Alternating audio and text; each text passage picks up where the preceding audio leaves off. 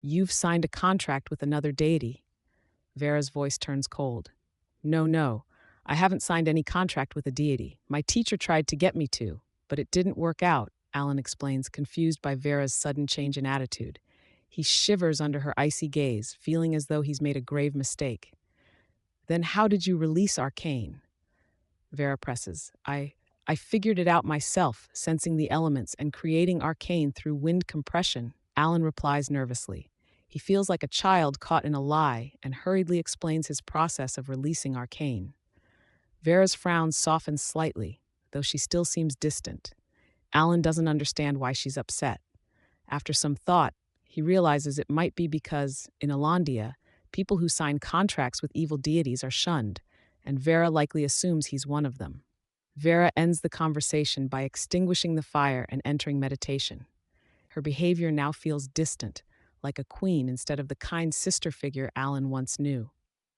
The next day, as they approach Beast Ridge, Vera remains cold and silent. Sitting in their tent, Alan can't shake the feeling that he's done something wrong. He regrets not lying about the deity contract, thinking it might have avoided this coldness. Alan once admired Vera's beauty and power, but now her attitude has left him feeling lost. Unable to talk to her, he tries to meditate but can't focus. Restless, he steps outside the tent to keep watch, mindful of potential beast attacks near the ridge. As he sits under the stars, Alan's thoughts drift to his friends back in Hawksmoor Village, Roy, Derek, Ella, and his uncle Harold. Loneliness settles in until he overhears a conversation from the other tent. Just tonight. I can't wait any longer. A voice whispers. Shh, keep it down. It's Fairy, that woman. On the first night, I couldn't resist her figure, and tonight I'll tear off her veil and clothes. Felton's rough voice responds. Alan's heart pounds. He listens in horror as the adventurers plot to rape and kill Vera, planning to blame it on beasts. What about the kid, one asks. Kill him too. He's an arcane mage. He must have something valuable. Alan is shocked. These men, once seen as protectors, have revealed themselves as monsters. Without hesitation, Alan draws his sword, gathers his key, and unleashes a powerful strike at the tents, hoping to buy time. The sword energy slices through the night, tangling the adventurers in the torn tents. Alan rushes to Vera, shaking her awake. Groggy, she frowns but quickly understands the urgency when Alan stammers, They want to harm you. Vera, an advanced arcane mage, is stunned by the betrayal, but quickly composes herself. As she steps out of the tent, the adventurers free themselves, and Felton, clutching his weapons, curses, That kid's chi. Fairy growls, Forget it. Grab the woman. I'll deal with the boy. The adventurers surround Alan and Vera, their lewd grins illuminated by torchlight. We've been watching you for a while, Vera. If you serve us well tonight, maybe we'll let you live, Fairy taunts, twirling his axes. Vera's eyes blaze with fury. Scum, she spits. Cradden, unable to control himself, lunges at Vera, eager to tear off her veil. Little beauty, let's see if your face is as enchanting as your body. Vera, enraged by his words, channels her arcane. The earth trembles beneath her as she utters a spell. The ground around her begins to quake, and the adventurers grow pale, realizing too late the power they've provoked. Oh God, is there a beast nearby? Fairy panics. No, it's her, Cradden shouts, backing away as Vera floats above the ground, bathed in silver moonlight. Her figure, ethereal and terrifying, is surrounded by swirling earth energy. The trees shake, leaves fall, and the birds scatter. The adventurers freeze in place, stunned by the sight of this powerful arcane mage. Vera's lips move, and the ground beneath them splits open, revealing jagged rock spikes that shoot upward. You all deserve to die, Vera declares. The earth erupts with massive cracks, and sharp spikes burst from the ground. Cradden, standing closest, screams as 6 spikes pierce his legs. Blood pours from his wounds, and he struggles to swing his sword, but more spikes impale his arms, pinning him down. The others stand paralyzed, unable to comprehend what is happening. Alan watches in awe as the powerful arcane mage floats in the moonlit forest, her hair billowing, her figure like that of a vengeful goddess. Cradden writhes in agony, his limbs skewered by the sharp earth spikes. His face contorts with pain, but he is utterly helpless. The other adventurers, seeing their comrade's fate, begin to back away in fear, but they know it's too late. One by one, the ground beneath them erupts with spikes, skewering their legs and arms. Screams fill the night as the adventurers fall, bloodied and broken. None of them can escape the wrath of Vera's arcane. Alan, still in awe of the incredible power he's witnessing, watches as Vera surveys the fallen adventurers. Her expression is cold, her eyes filled with righteous fury. For a moment, there is only silence. Then, with a final motion, Vera releases her hold on the arcane. The earth stills, and the adventurers lie in the dirt, groaning and defeated. "You brought this upon yourselves," Vera says quietly, her voice laced with disdain. Alan takes a deep breath, the tension in the air finally easing. He looks at Vera with newfound respect, knowing he will never forget this night, the night he saw the true power of an advanced arcane mage. The adventurers are caught off guard, unable to react as the ground beneath them suddenly splits open. The earth rises like spears, and the mountains echo with their terrified screams, sending chills down the spine of anyone nearby.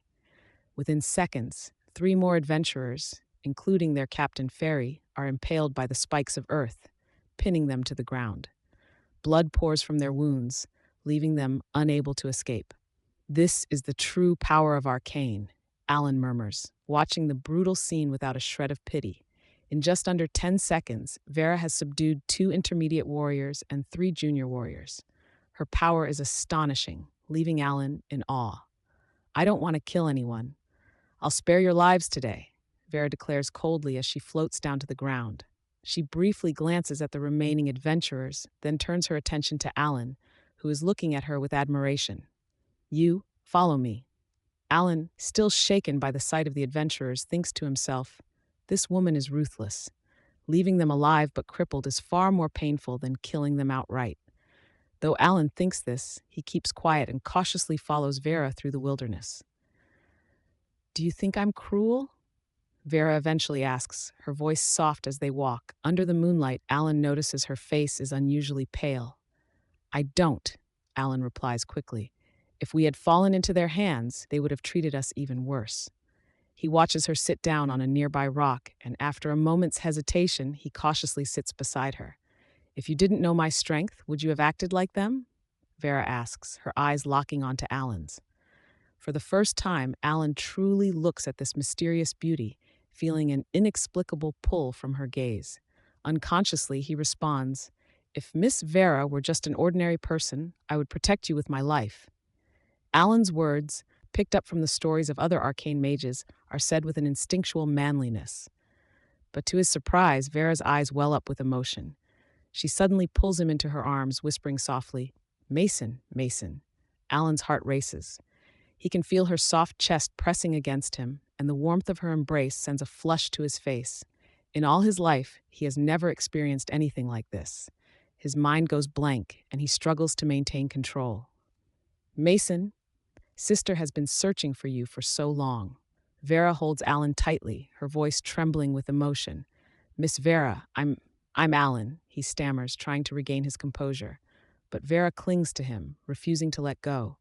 Alan, helpless, cautiously allows the moment to continue, though he remains on edge. After what feels like an eternity, Alan feels Vera's tears on his neck. He doesn't know what to do, so he lets her tears fall, his mind racing. "I'm sorry. I..." Vera finally pulls away, gently wiping her tears. Her demeanor shifts from emotional to distant, leaving Alan confused and a little lost. "Miss Vera, what are you looking for in Beast Ridge?" Alan asks, eager to change the subject. Vera's eyes grow distant again. After a long pause, she softly asks, "Do you know the way through Beast Ridge?" "I have a map," Alan replies, pulling it from his pack. He shows it to Vera, but she barely glances at it. "I can't read it. You lead the way," she says, handing the map back to him. You still want to go deeper into Beast Ridge?" Alan asks, surprised. "Yes, I hired those adventurers to guide me, but they..."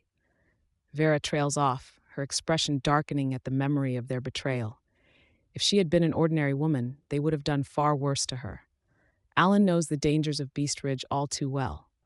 Although Vera is powerful, the region is full of peril: dangerous creatures, poisonous insects, and carnivorous plants. Even a skilled fighter can be overwhelmed. Venturing further would only increase the risk. Despite his warnings, Vera insists on continuing, and the two press on, eventually reaching the E-tier zone. The rugged paths and towering peaks quickly sap their strength, and their food supplies dwindle. Vera struggles with the tough roasted meat, so Alan gives her all the dry food, leaving himself with the meat until he's nearly sick of it. In the E-tier zone, they encounter arcane beasts beyond Alan's ability to fight. On occasion, they even cross paths with D-tier arcane beasts, terrifying creatures with powerful arcane abilities. Although Vera is able to fend them off, her lack of experience and need to protect Alan makes the battles difficult. Without Alan's quick thinking, he would have perished several times. Alan's fear of the E-tier zone grows with every step, but in the midst of all the danger, his chi advances to the third tier. Yet, despite his progress, Vera seems to disapprove of his arcane abilities. I advise you to give up on arcane, she tells him bluntly, making her distaste for his dual cultivation clear. Giving up arcane, however, is not an option for Alan. Without it, he wouldn't have survived. So despite his slow progress, he persists. Every night, like Vera, he meditates in silence.